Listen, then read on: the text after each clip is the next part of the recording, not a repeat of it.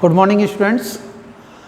कल हम लोगों ने 17.1 प्रश्नावली केंद्रीय प्रवृत्ति की माप, इसके 5 सवाल हल किए थे। आज उससे आगे हल करेंगे। ये छठा प्रश्न है आपका। एक विद्यालय के पुस्तकालय से 10 छात्रों को दी गई पुस्तकों की संख्या का औसत ज्ञात कीजिए। एक विद्यालय से 10 छात्रों को दी गई पुस्तकों को क्या ज्ञात करना है? औसत ज्ञात करना है। पुस्तकों की संख्या दे रखी है आपके सामने, आपको औसत ज्ञात करना है। औसत किस तरह ज्ञात करते हैं? कल हमने किस तरह किया था? समांतर माध्य या औसत बराबर आंकड़ों का योग बटे आंकड़ों की संख्या। चलिए इस सूत्र में मान रखते हैं। आंकड़ों का योग, दिए गए आंकड़े 300, 405, 455, 489, 375, 280, 418, 502, 300, 476 बटे कितने आंकड़े हैं? 1, 2, 3, 4, 5, 6, 7, 8, 9 और 1 10। तो कितने का भाग देंगे? 10 का। अब इन्हीं को सबको जोड़ना है, इनको सबको। तो जब आप इन सबको जोड़ेंगे तो जोड़ने पर आएगा 4000 बटे 10। एक जीरो से एक जीरो काट देंगे तो आपका उत्तर यानी कि समांतर माध्य मतलब x बार कितना आया? 400। इस तरह से इस प्रश्न को हल करेंगे। ठीक है, अब बढ़ते हैं अगले प्रश्न की तरफ। यह है आपका अगला प्रश्न। एक कक्षा के वर्ग ए के 25 छात्रों का औसत भार 51 kg है, जबकि वर्ग बी के 35 छात्रों का औसत भार है 54 kg।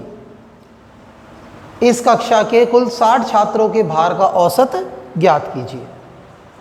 कुल 60 छात्र, वर्ग ए के 25 और वर्ग बी के 35 मिलाकर कितने हो गए? 60। तो उन 60 छात्रों का क्या ज्ञात करना है? आपको औसत ज्ञात करना है। तो इस प्रश्न को करने से पहले आप लोग इधर ध्यान दीजिए। औसत बराबर आंकड़ों का योग बटे आंकड़ों की संख्या। अगर हम यहाँ से वज्र गुणा करते हैं तो आंकड़ों का योग बराबर होगा औसत गुणा आंकड़ों की संख्या।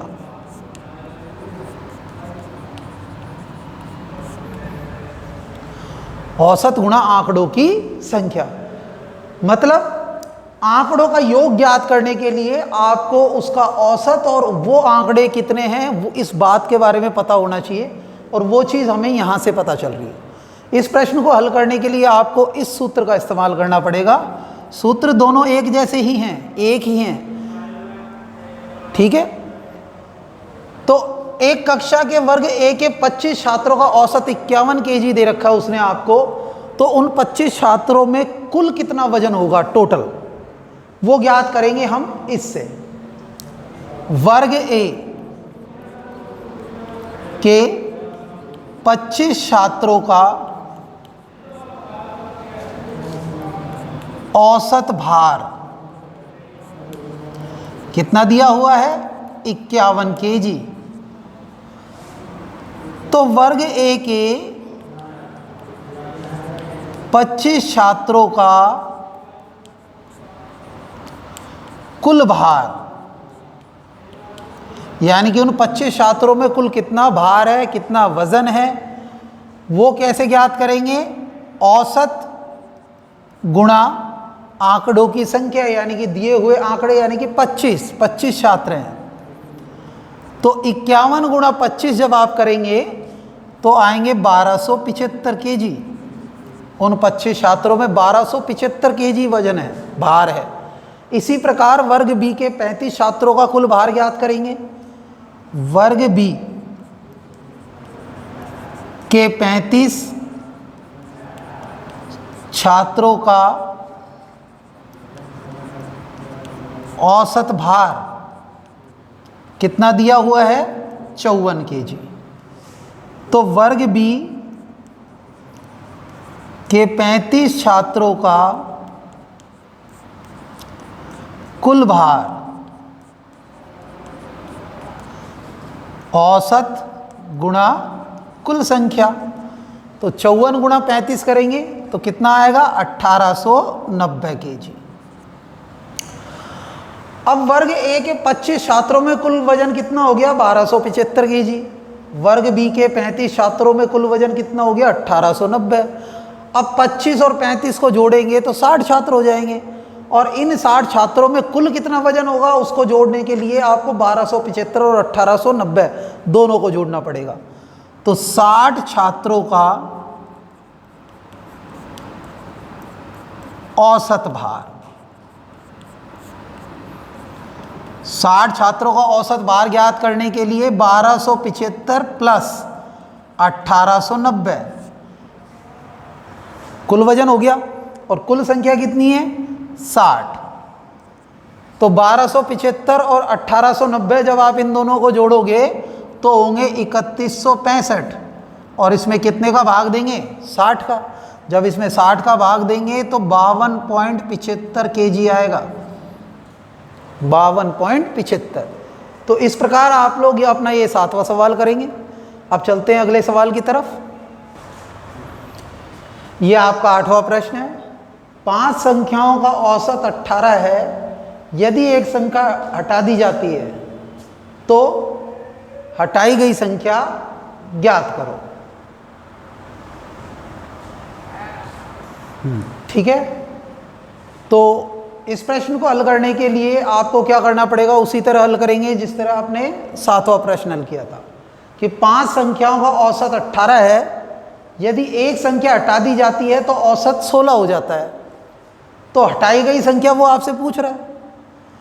5 संख्याओं का औसत है 18 और एक संख्या हटा दी जाती है, तो हटा दी जाती है इसका मतलब हो गया अब कितनी बची? 4। तो उन 4 संख्याओं का औसत हो जाता है 16। तो आपसे जो संख्या हटाई गई है वो संख्या आपसे पूछ रहा है, तो आपको वो संख्या ज्ञात करने के लिए कैसे किस तरह निकालेंगे? देखिए ध्यान दीजिए, हल करते हैं कि 5 संख्याओं का औसत बराबर 18। तो 5 संख्याओं का योग, उन 5 संख्याओं का योग ज्ञात करेंगे कि उन 5 संख्याओं को जोड़ने पर कितना आ रहा है। सूत्र है औसत गुणा कुल संख्या, दिए गए आंकड़े। तो 18 गुणा 5 कितने हो गए? 90। तो यानी कि उन 5 संख्याओं को जोड़ने पर उनका योग कितना आएगा? 90। एक संख्या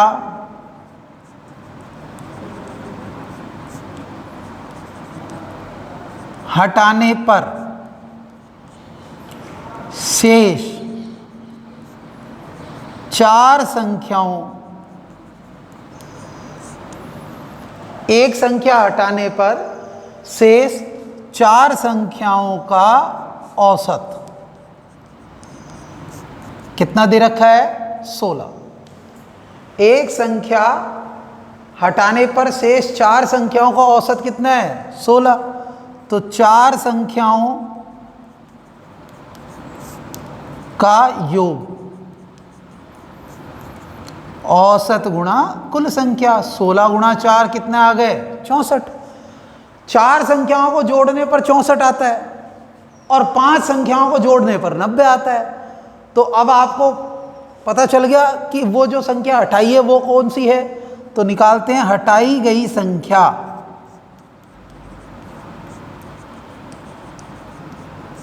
बराबर 5 संख्याओं का योग है 90, इसमें से 4 संख्याओं का योग 64।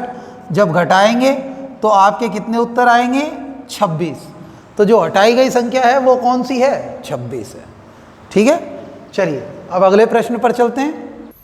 तो ये है आपका अगला प्रश्न 9वां। 13 संख्याओं का माध्य है 24। यदि प्रत्येक संख्या में 3 जोड़ दिया जाए तो नए माध्य में क्या परिवर्तन होगा? 13 संख्याओं का माध्य है 24, औसत है 13 संख्याओं का औसत कितना है? 24 है। अगर प्रत्येक संख्या का मतलब हर संख्या में, जो 13 संख्याएं दे रखी हैं उनमें से प्रत्येक संख्या में, हर संख्या में वो 3 जोड़ रहा है, तो आपसे पूछ रहा है कि नया माध्य क्या होगा, उसमें क्या परिवर्तन होगा? पुराना माध्य 24 है तो नया माध्य कितना होगा, वो आपसे ये पूछ रहा है। तो इस प्रश्न को भी उसी तरह हल करेंगे। 13 संख्याओं का माध्य या औसत कितना है? 24। तो 13 संख्याओं का योग, उन 13 संख्याओं को जोड़ने पर कितना आएगा? औसत गुणा कुल संख्या, औसत गुणा कुल संख्या, यानी कि 24 गुणा 13। 24 को 13 से गुणा करेंगे तो 312 आएंगे, 312। अब प्रत्येक संख्या में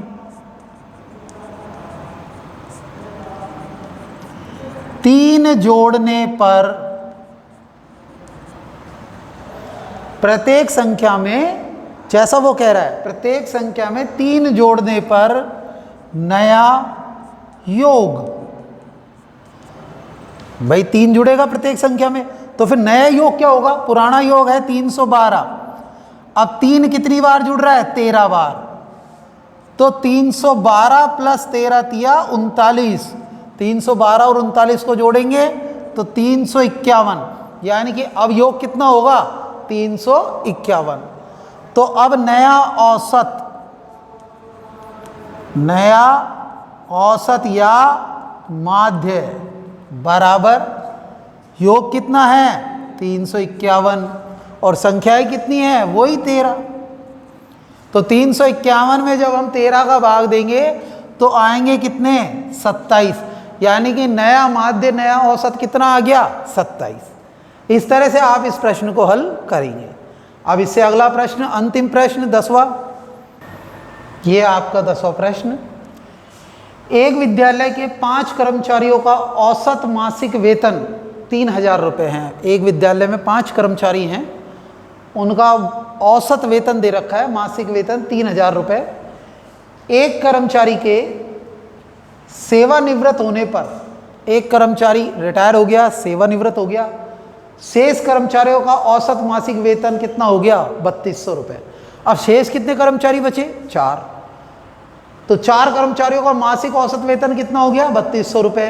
तो वो कह रहा है सेवानिवृत्त कर्मचारी का सेवानिवृत्ति के समय कितना वेतन था, यानी कि जो कर्मचारी रिटायर हो चुका, सेवानिवृत्त हो चुका, उस कर्मचारी का उस समय कितना वेतन था जब वो रिटायर हुआ था, यानी कि सेवानिवृत्त हुआ था। अब ये प्रश्न उसी प्रश्न की तरह होगा। अभी आपको मैंने एक प्रश्न करवाया था जिसमें 5 संख्याओं का औसत दे रखा था और एक संख्या उनमें से हटाने के बाद औसत दिया था, तो वो हटाई गई संख्या पूछ रहा था। यहाँ हटाया गया कर्मचारी है जिसे आप रिटायर कर्मचारी कह दो, आपसे उसका वेतन पूछ रहा है। दोनों सवाल एक ही तरीके से होंगे। इसका हल करते हैं कि 5 कर्मचारियों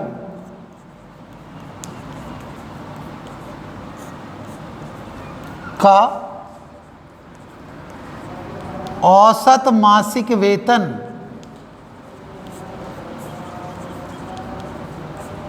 बराबर 3000 रुपये। 5 कर्मचारियों का औसत वेतन है 3000 रुपये, तो 5 कर्मचारियों के वेतन का योग, यानी कि उन 5 कर्मचारियों को कुल मिलाकर कितना पैसा दिया जा रहा है? औसत गुणा कर्मचारियों की संख्या 5, तो कितने हो गए? 15,000 रुपये, यानी कि उन 5 कर्मचारियों में 15,000 रुपये बट रहे हैं। अब एक कर्मचारी सेवानिवृत्त हो गया तो शेष कितने बचे? 4। एक कर्मचारी के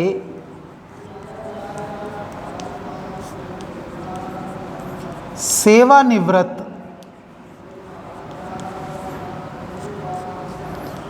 होने पर शेष 4 कर्मचारी, शेष 4 कर्मचारियों का मासिक या औसत मासिक वेतन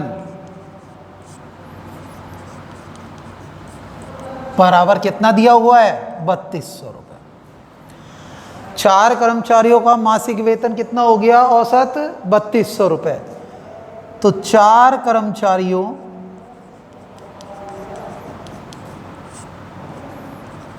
के वेतन का योग, कि 4 कर्मचारियों का कितना मिल रहा है? औसत गुणा कर्मचारियों की संख्या। तो 3200 यानी कि 3200 गुणा 4 जब आप करेंगे तो 12,800 आएंगे। 5 कर्मचारियों को वेतन मिल रहा था 15,000 रुपये, 4 कर्मचारियों के वेतनों का योग है 12,800।